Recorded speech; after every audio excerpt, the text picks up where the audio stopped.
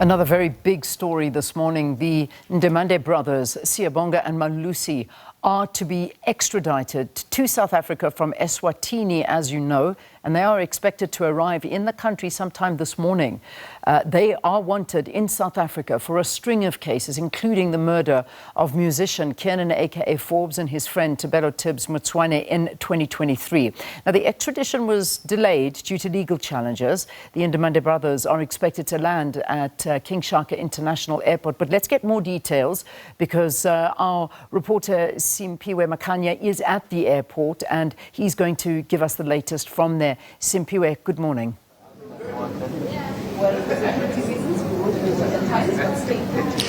Well, Leanne, good morning to you and to the viewers as well at home. We are at the King Shaka International Airport where we are expecting the arrival of those two Ndimande brothers who are implicated in the murder of South African musician aka Kiernan Forbes and his friend Tebello Tibz Motsoane. This incident relates to the 2023.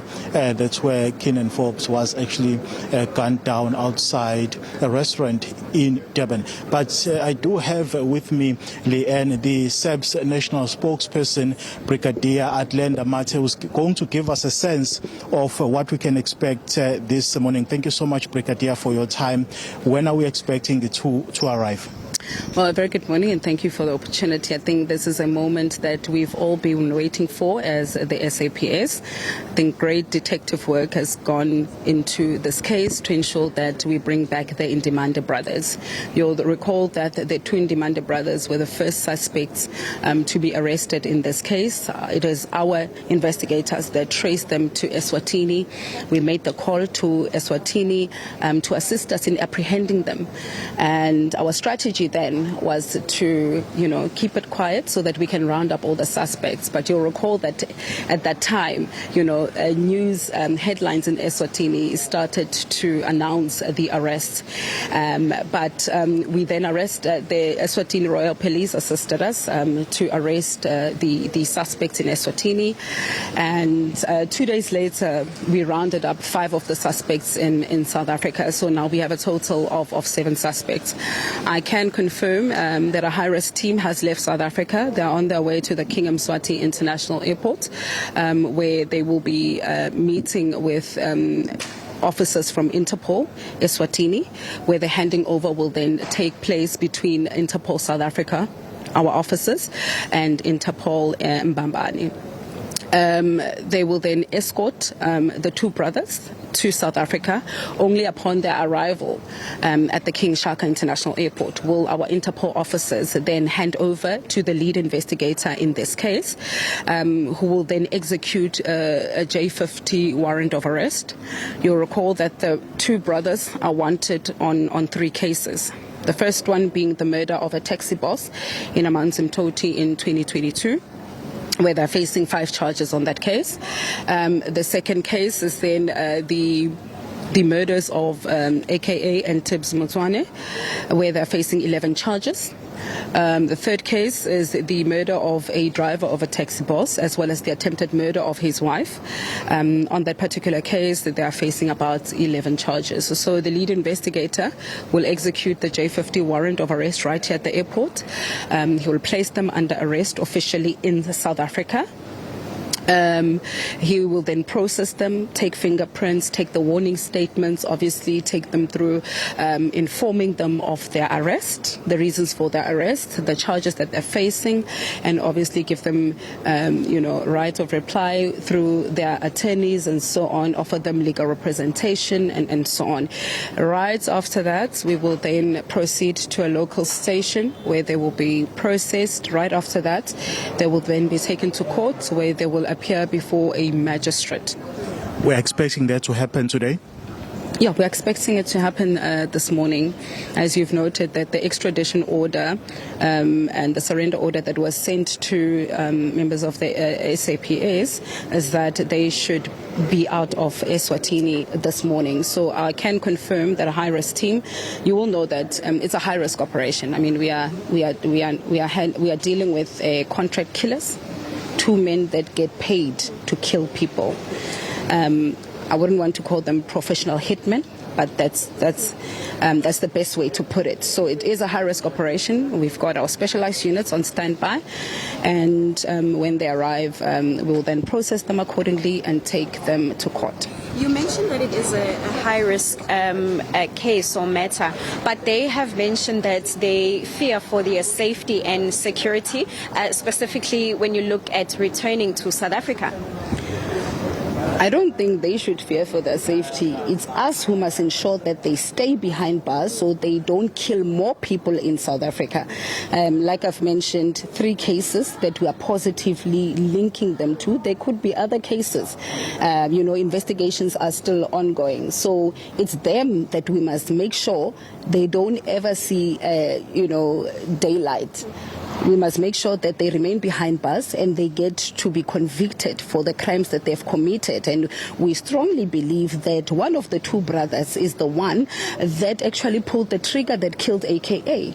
You recall that we do have the firearm that killed AKA, but we are still searching for the firearm that killed Tibz. So we've got overwhelming evidence that places them on the crime scene of all these cases that I've mentioned. So it's us, actually, the communities that must fear them, not them fear for their lives, because we know that they are contract killers, they are professional hitmen, and we are dealing with dangerous and callous criminals. And that is why we have put a high-risk operational plan in place to ensure that we leave nothing to chance. On the AKA matter, Atlanta, are we expecting further arrest, or these 2 will just sum up the list in terms of the suspects? Yeah, we do believe that at this stage we've rounded up all the suspects. You recall I did say they are the first 2 that were arrested in eSwatini, and then 2 days later, after those arrests in eSwatini, we then rounded up the 5 suspects. So it's a total of 7 suspects that we have in the AKA and Tibz Motsoane case. And I think on behalf of the National Commissioner, we take this opportunity to really firstly thank the province of KZN, led by Lieutenant General who put in the resources, worked tirelessly on this particular case. We thank the office of the DPP in KZN, who have been very supportive. They've been working closely with us in this particular case. They have assisted us up until this moment. We thank also the NPA. But most importantly, we thank the eSwatini authorities that when we made the call and we informed them that there are these killers in eSwatini hiding and that they are involved in a number of murder cases in South Africa, they did not hesitate to assist us. They then obviously apprehended them, and up until now they've had them in custody.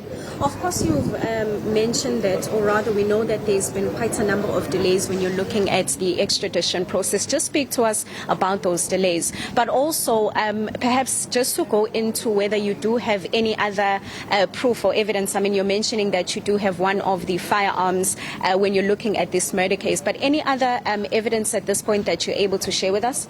Well, I'm not going to go into the delays because obviously the accused and suspects will utilize delaying tactics. They will change lawyers, they will do so and so on. But what is important is that we did not give up. Brigadier, before we bring them back to the country and so on. So we are quite confident that we've got overwhelming evidence that places them on the crime scene in that particular evening on the 10th of February 2023 when AKA and Tibz were murdered. What time are we expecting them to arrive? Well, the time, we won't mention the time because it's a high-risk operation, but as soon as they arrive, you will be alerted. Thank you so much for your time. That was Brigadier Atlanta Mate, who speaks on behalf of the South African Police Service there, Leanne, telling us that indeed the 2 suspects that are going to be charged in connection with the murder of AKA Kiernan Forbes as well as his friend Tebello Tibz Motsoane will be arriving here at the King Shaka International Airport this morning, Leanne. Simphiwe, thank you for that update. Glad that we have it, glad that we've got you there, and the moment that we get word from you, we certainly will break out of programming and go to that story live as we follow it. So it's a very big story in terms of finally the arrival of these Ndimande brothers who are obviously at the center center of this AKA case, but we heard a lot coming from Ndimande. So this is going to be a very interesting turn of events as we see how this now unfolds in that murder that took place in 2023 already.